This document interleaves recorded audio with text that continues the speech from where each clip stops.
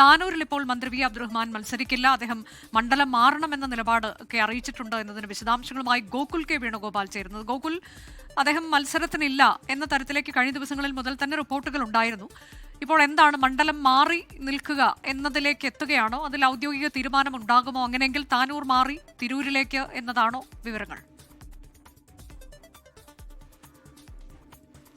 അനുജ, അത്തരത്തിലുള്ള ഒരു താല്പര്യം തന്നെയാണ് വി അബ്ദുറഹ്മാൻ പാർട്ടി നേതൃത്വത്തെ നേരത്തെ തന്നെ അറിയിച്ചിരുന്നത്. തിരൂരിൽ മത്സരിപ്പിക്കാൻ അനുവദിക്കണമെന്നായിരുന്നു വി അബ്ദുറഹ്മാന്റെ അപേക്ഷ. എന്നാൽ അത് പരിഗണിക്കാതെ തന്നെ താനൂരിലായിരിക്കും വി അബ്ദുറഹ്മാന്റെ സ്ഥാനാർത്ഥിത്വം ഗുണം ചെയ്യുക എന്ന മട്ടിൽ അദ്ദേഹത്തെ അവിടെ തന്നെ സ്ഥാനാർത്ഥിയാക്കുകയായിരുന്നു. എന്നാൽ LDFന്റെ സ്ഥാനാർത്ഥി പ്രഖ്യാപനം വന്ന് മറ്റു മണ്ഡലങ്ങളിൽ നേതാക്കളൊക്കെ പ്രചരണത്തിനിറങ്ങിയെങ്കിലും വി അബ്ദുറഹ്മാൻ പ്രചരണത്തിനിറങ്ങിയില്ല. മാത്രമല്ല, ഫേസ്ബുക്കിൽ ഒരു പോസ്റ്റ് പോലും പങ്കുവെക്കാൻ അദ്ദേഹം തയ്യാറായില്ല. കഴിഞ്ഞ ദിവസങ്ങളിലൊക്കെ നമ്മൾ അദ്ദേഹവുമായി ബന്ധപ്പെടാൻ ശ്രമിക്കുന്ന സമയത്ത് അദ്ദേഹത്തിന്റെ ഫോൺ സ്വിച്ച് ഓഫ് ആയിരുന്നു. കഴിഞ്ഞ ദിവസം താനൂരിൽ ചേർന്ന LDFന്റെ നേതൃയോഗത്തിൽ പോലും, അദ്ദേഹത്തിന്റെ ഭാരവാഹി യോഗത്തിൽ പോലും അദ്ദേഹം താനൂരിൽ മത്സരിക്കില്ല എന്ന നിലപാട് തന്നെയാണ് എടുത്തിട്ടുള്ളത്.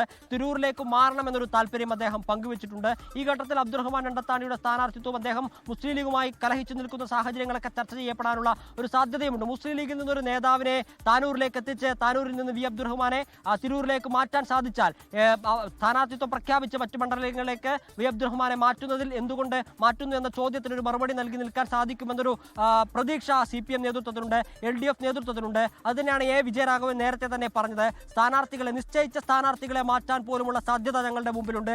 ഏതറ്റം വരെയും വിജയത്തിനായി പോകുമെന്നൊരു ഒരു കാര്യമായിരുന്നു വിജയരാഘവൻ നേരത്തെ പങ്കുവച്ചിട്ടുള്ളത്. അത്തരത്തിലുള്ള പ്രതീക്ഷ വി അബ്ദുറഹ്മാനുമായിട്ടുള്ള അനുനയ ചർച്ചകളും കൂടിയാലോചനകളൊക്കെ നേരത്തെ തന്നെ നടന്നിരുന്നുവെങ്കിലും അദ്ദേഹം പ്രതികരിക്കാൻ തയ്യാറായിരുന്നില്ല. അദ്ദേഹം താനൂരിൽ വീണ്ടും മത്സരിക്കാൻ താല്പര്യപ്പെടുന്നില്ല എന്നൊരു സാഹചര്യമാണുള്ളത്. PK നവാസിന്റെ സ്ഥാനാർത്ഥിത്വം മുസ്ലിം ലീഗ് പ്രഖ്യാപിച്ചതിനു ശേഷം PK നവാസ് അവിടെ മണ്ഡലം ഭാരവാഹി യോഗം വിളിക്കുകയും തെരഞ്ഞെടുപ്പ് രംഗത്ത് സജീവമാവുകയും ചെയ്തിട്ട് പോലും ഈ വി അബ്ദുറഹ്മാൻ തെരഞ്ഞെടുപ്പ് രംഗത്ത് സജീവമാവുന്നില്ല. അദ്ദേഹം ശാരീരിക അവസ്ഥകൾ മൂലം മാറി നിൽക്കുന്നു എന്നൊരു മറുപടിയാണ് മാധ്യമപ്രവർത്തകരും മറ്റുള്ള ആളുകളും ബന്ധപ്പെടുന്ന സാഹചര്യത്തിൽ പറയുന്നത്. പക്ഷേ അദ്ദേഹത്തിന് താല്പര്യം തിരൂരേക്ക് മാറണമെന്നാണ്. തിരൂരിൽ തന്നെ സ്ഥാനാർത്ഥിയായി പരിഗണിക്കണമെന്നൊരു ആവശ്യം അദ്ദേഹം മുന്നോട്ടേക്ക് വെക്കുന്നു.